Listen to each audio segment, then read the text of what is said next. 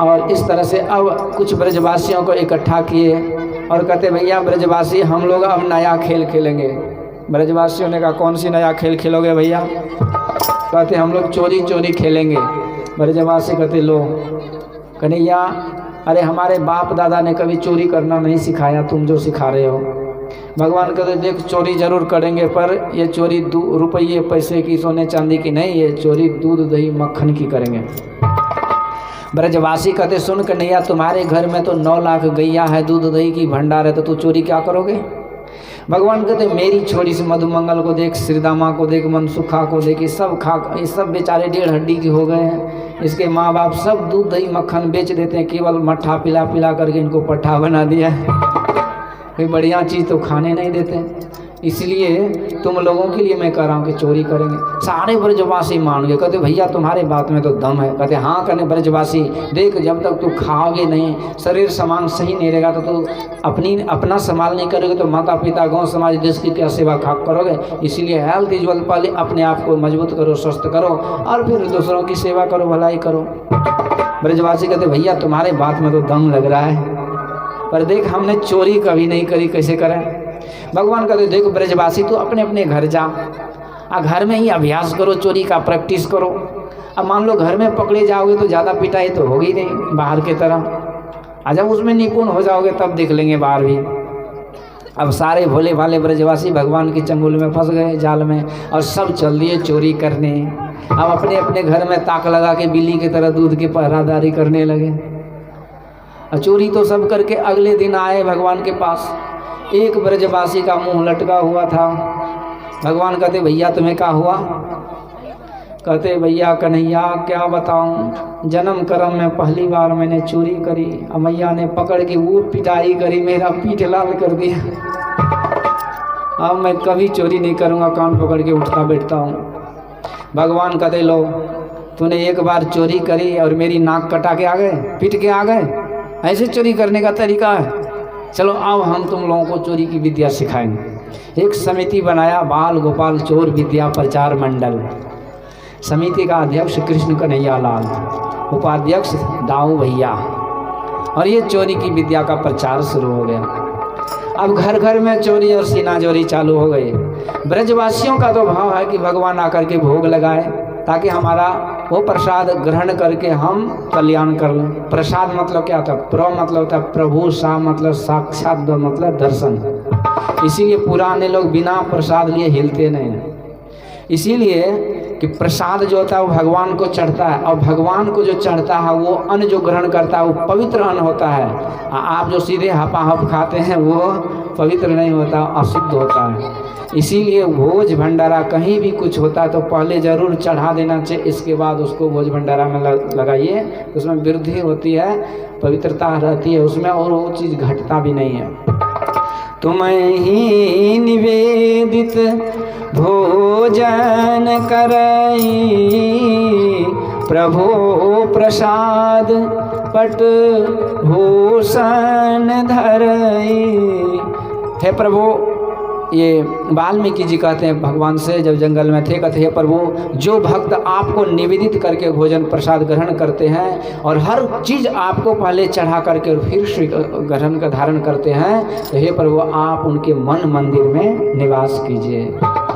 इसलिए कोई भी चीज़ हो, अग्र पूजा पहले इष्ट की कर लीजिए, तब वो चीज़ लाभ पहुंचाता है। ये बात भगवत गीता में भी भगवान कृष्ण ने कहा, ये संत महापुरुष भी कहते हैं। इसलिए हमारे पुरानी संस्कृति में देखिए, घर में जब भोजन बनता है तो पहले जो बड़े आदमी होते हैं उसको भोजन कराया जाता है, और फिर बच्चे या कोई जो बनाने वाली है बाद में खाते। आजकल तो बना भी रही है, चम्मच से टेस्ट भी कर रहे हैं, तो वो इसलिए दरिद्री आती है। इसीलिए वो खाने के बाद बुद्धि खराब होते परिवार के, बच्चे के और परिवार के। इसीलिए आप पहले घर में बड़े आदमी को खिलाने से भी पहले या तो देवता को चढ़ाते हैं, या नहीं कोई तो प्रत्यक्ष अग्नि देवता है तो उसमें चढ़ा करके खाते हैं, तो उसमें घर में वृद्धि होती है और वो अन्न लाभ करता है।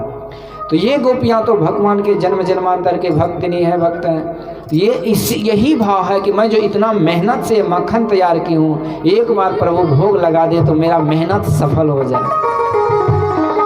इसलिए कथा जब शुरू हुई तो मैं सबों से कहा था कि आप लोग भी थोड़ा थोड़ा करके प्रसाद लाइए।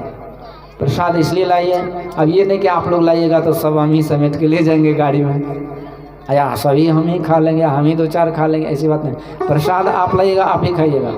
प्रसाद की यहाँ व्यवस्था नहीं है, ऐसी बात भी नहीं है, पर ये एक विधान है, आप लाएं, आप चढ़ाएं, आपको फल मिलता है कि हमने मेहनत से लाया, भगवान को भोग लगाया और ये हम अपने घर ले जाएंगे, हम अपने परिवार को खिलाएंगे। तो ये बहुत बड़ा भाव और ये बहुत बड़ी बात है। बोलिए भक्तवत्सल भगवान की। ऐसे आज गोपियों का उत्तम भाव है और इसी मेहनत से वो माखन तैयार करके भगवान के लिए ताज़ा ताज़ा माखन बनाती है। और भगवान जो भाव के भूखे हैं तो उनके मन की बात जानकर सारे ब्रजवासियों के माध्यम से सारे दूध दही मक्खन का भोग लगा रहे हैं। तो अंतर मन से गोपियों का यही भाव है कि भगवान इसे स्वीकार करें, पर बाहरी मन से सारे गोपियाँ आए दिन शिकायत ले लेकर के यशोदा मैया के पास, अरे मैया यशोदा देख, आज मैं शिकायत लेकर आई हूँ, तुम्हारे लाला की करामत सुनाने आई हूँ।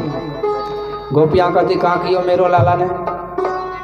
यशोदा कहती है कि का कियो मेरो लाला ने। गोपियाँ कहती सुन मैया यशोदा, तुम्हारे लाला ने क्या किया वो बात मैं तुम्हारे लाला के सामने सुनाऊंगी, चल बुला कहाँ है तेरा लाला। गोपियाँ तो माखन बेचन हरी मिले एक पंथ दो काज, चलो सखी तहाँ जाए कि जहाँ मिले ब्रजराज। तो गोपियों का तो डबल फायदा है, पहले सोचती है कि यशोदा की रानी के पास शिकायत करने जाऊंगी तो शिकायत भी कर दूंगी, इस बहाने लाला का दर्शन भी कर लूँगी, और चोरी क्या हो तो मेरी भावना के अनुरूप भगवान तो पहले ग्रहण कर ही ले। बहुत भाव है। ये गोपियाँ कहते चल दिखा तेरो लाला कहाँ है। तो यशोदा मैया बुलाती है, बेटा कनवा। उधर से भगवान की आवाज़, हाँ मैया। और धीरे धीरे आ गए। कहते कन्हैया तुम इन सारे गोपियों को तंग करते हो, ये सारी गोपियाँ आज शिकायत लेकर आए हैं। अब भगवान शिकायत की बात सुनकर गाल मुंह फुला के बाल गोपाल बन गए, मुंह लटका लिए। पर अब इस भोले भाले सूरत को देखकर सारे गोपियाँ निहाल हो गए, सोची कि मेरा काम बन गया, दर्शन हो गए। अब उसी बीच एक गोपी बहाना बना देती है, बात को बढ़ा देती है, अरे यशोदा तुम्हारे सामने ये तुम्हारा लाला भोला भाला बनता है, पर है पहुंचा हुआ फकीर है, बड़ा पक्का पाखंडी है। कहाँ क्यों मेरो लाला ने। एक गोपी कहती भैया हमारे घर जब मैं तुम्हारे लाला आते हैं तो आकर के सारे बछड़े को खोल देते हैं और सारा दूध वो बछड़ा पी लेता है। यशोदा कहती अरे गोपियाँ तुझे पता नहीं, मेरो लाला तो अच्छा ही काम करता है ना, तू गौ दोहन करने जाती होगी तो ये बछड़ा खोल देते हैं, तुम्हारा मदद तो कर रहे हैं। गोपियाँ कहती नहीं मदद क्या करेंगे, अरे जब गौ दोहन होता नहीं है उससे पहले ये बछड़े को खोल देते हैं तो दूध क्या बचेगा, सब तो बछड़े पी लेता है। मानो गोपियों का भाव है। कहते मैया तुम्हारो लाला मुकुंद है, ये मुक्ति देने वाले हैं, जन्म मरण के बंधन में पास में जो ये जीव बंधे हैं ये उसको कर्म बंधन को काट देते हैं समय से पहले। ये उत्तम भाव दिया।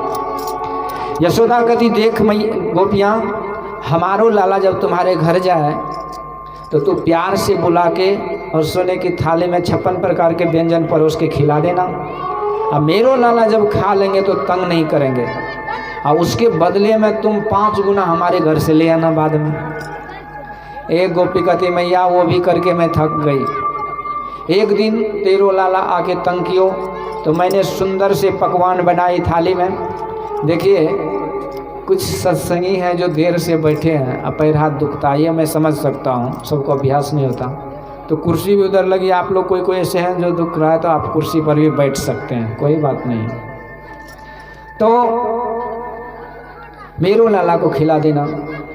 गोपी कहती देख भैया एक दिन मैं ऐसे करी, तुम्हारो लाला आ रहे थे तंग करने तो मैं बोली कि लाला मैं तुम्हारे लिए भोजन परोस के आसन लगा करके तुलसी जल फूल रखी हूँ, आकर के भोजन प्रसाद ग्रहण कर लो। तेरो लाला ने क्या बोला पता है, इन्होंने कहा हे गोपी तू हमको क्या भिखमंगा समझ रही हो, तुम्हारे घर हम भोजन करें? अरे हम किसी के घर भोजन नहीं करते, तुम्हें खाना हो तो मेरे घर आ जाना। तो मैया जब खिलाए तो खाए नहीं, और चोरी करने में बड़ा मजा आए। यशोदा करी देख गोपियों, यदि ऐसी बात है तो मेरो लाला जब तुम्हारे घर जाए ना, तो तू दांत किटकिटा करके, आंख निकाल करके, गुड़गुड़ा करके डांट देना जोर से। जब तू डांट दोगी ना गुस्सा करके, तो मेरो लाला भोलो भालो बेचारा कभी तुम्हारे पास नहीं जाएंगे। एक गोपी कहती मैया वो भी करके मैं थक गई। एक दिन तेरो लाला आयो, और मैंने गुस्सा के मारे खूब गुस्सा करी उस पर, खूब आंख लाल लाल डोका डोका निकाली, दांत किटकिटाए, पर तेरो लाला ने खिलखिला करके हंस दिया। अब मैया इसकी हंसी में ऐसी जादू की मेरी सारी गुस्सा ठंडी हो गई। अब क्या करें? यशोदा मैया इधर मुड़ के देखती है तो भगवान भोले भाले हो गए। अब इसको भी दया आ गई कि बेचारा भोला भाला बच्चा कहीं ऐसे करे। पर जब यशोदा मैया गोपियों से बात कर रही है तो भगवान इधर तिरछी निगाह से कहते कर लो शिकायत, जब चुन चुन के बदला नहीं लिया तो मैं भी नंद का लाला नहीं। गोपियाँ कहती देख मैया कैसे देख रहे हैं हम लोगों को। तो मैया जैसे देखती तो भगवान भोले वाले बन जाते हैं। यही नटखट लीला देखने गोपियाँ आया करती हैं। अब यशोदा कहती देख गोपियाँ, एक उपाय मैं बता रही हूँ। जब मेरो लाला तंग करे ना दूध दही के लिए, तो तुम जितने सारे दूध दही के मटके हैं, मटकुड़ी, तो इसको तुम छीके पर लटका दिया करो, तो मेरो लाला छोटो सा वहाँ पहुँचेंगे नहीं। एक गोपी कहते अरे यशोदा, अरे तू जितना बोलेगी उतना तो मैं पहले करके बैठी हूँ। मेरे जितने मटके हैं सब छीके पर लटके हैं, पर ये तुम्हारा छोटा है ना, ये छोटा नहीं है, बहुत बड़े हो जाते हैं। कैसे? अरे मैया सुन, एक दिन की बात है, जितने मटके थे वो छीके पे लटके थे। अब मैं छिप के बैठी थी, तेरो ये छोटा आया और इन्होंने एक सीटी बजाई। मैया इसके सीटी को सुनकर इसके 10, 20, 50 चमचे चाटुकार आ गए, और सब में जो मोटा था उसको नीचे घोड़ा बनाया, उसके ऊपर दूसरा तीसरा, सबके ऊपर ये छोटा बैठा, और मटके में पूरा खजाने में हाथ डुबा कर पूरा घटाघट खाने लगा और नीचे भी टपकाने लगा। सारे मटके को खा खा करके खाली कर दिया, और जो कुछ थोड़ा बचा था तो इन्होंने एक सीटी मारी।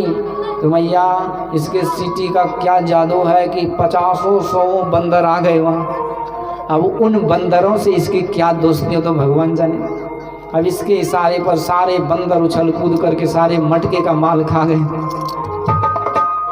अब बाद में तुम्हारो लाला ने मटके उठाया और ऐसे सूंघ करके नाक मुँह सिकोड़ते हुए बोला राम राम सड़ो सड़ायो माखन धर राखो है, बोल के सारे मटके फोड़ दिए। सारे मटके को मैया फोड़ दिए। अब यशोदा भी सोचने लगी कि अब करें तो करें क्या। कहती देख गोपियाँ, एक उपाय और मुझे सूझ रही है, वो है कि जब तुम्हारे घर मेरो लाला जाए तो तू एक ही बात बोलना। क्या? तो बस यही बोलना कि लाला तो मेरे घर आए हो ना, इस गली में हवा रहता है, हकवा रहता है, हुआ वो हकवा पकड़ेगा तो कभी नहीं छोड़ेगा। जब इस हवा का डर दिखाओगी तो मेरो लाला बहुत डरते हैं हवा से, कभी नहीं जाएंगे। गोपियाँ कहती मैया तो हवा की बात करती है, इसका शकल सूरत देख के तो हवा भी डर जाए और ये हवा से डरे। इसको हवा का डर नहीं होता, ये खुद हवा बन के घूमता है। यशोदा कहती कैसे? एक गोपी कहती मैया सुन, एक दिन की बात है कि मेरे घर में दूध दही मक्खन कुछ भी नहीं है। तो जल्दी दे दो। मेरे घर में दूध दही मक्खन कुछ भी नहीं है, और तेरो लाला एक दिन छुपके से आया बिल्ली की तरह दुम दबाते हुए, और मेरे घर में खटिया है, उस खटिया पर मेरी छोटी बेटिया सोई हुई थी, और उसकी जो चोटियाँ थी ना पीछे, केस जो बांध देते हैं, तो चोटियाँ पीछे लटकी हुई थी। तेरो लाला ऐसे दुबकी दुबकी आयो, अब मेरी बिटिया के चुटिया को खटिया के पौआ में घुमा के बांध दिया और उसके कान में जाके बोला हवा। अब बिटिया की दम सूख गई, हवा कहाँ से आ गया। वो बेचारी उठ के खड़ी हुई तो चुटिया तन गई। वो समझ गई कि हवा पकड़ लिया, कहती मैया बचैयो बचैयो, मोको हवा पकड़ लिया है, बचैयो। अब मैं दौड़ के आई तो तुम्हारे लाला भागतू नजर आयो। मैं समझ गई, बिटिया के चुटिया के को खोली पौआ से और बोली बेटिया ये हवा हुआ नहीं है, ये नंद का लाला है जो हवा बन के घूमता है। तब मेरी बिटिया के जान में जान आए। तो जिस घर में दूध दही मक्खन वो परेशान, और जिस घर में कुछ नहीं वो परेशान, तो बोल मैया हम क्या करें। अब यशोदा सोचती है कि यदि मैं लाला को डांट दूं तो मेरो लाला बेचारा अकेला पड़ जाएगा, दुखी हो जाएगा, और यदि उसे बाद में डांटूंगी तो मैया ने लाला का पक्ष ली और गोपियों को डांट के भगा दे। कहते भाग जाए यहाँ से, मैं तेरी एक भी बात नहीं सुनती। जिस दिन रंगे हाथ पकड़ के लाओगी उस दिन मैं मानूंगी सब झूठी हो, तुम लोग भाग जाओ। सारी गोपियों को भगा दी।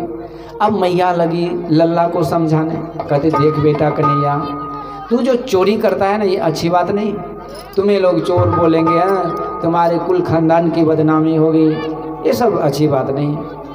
भगवान कहते मैया अरे तू बड़ी भोली वाली है, तो इन गोपियों के बात में क्यों आ रही है। ये जितनी गोपियां जितनी बात बोल रही है ना ये सब झूठ है। वो सारी गोपियां झूठी है, एक नंबर की, दिन रात झूठ का व्यापार करती है। यशोदा को गुस्सा करते, अच्छा तो सारी गोपियां झूठी है, एक सतवादी हरिश्चंद्र केवल तुम ही हो जो सत बोलते हो।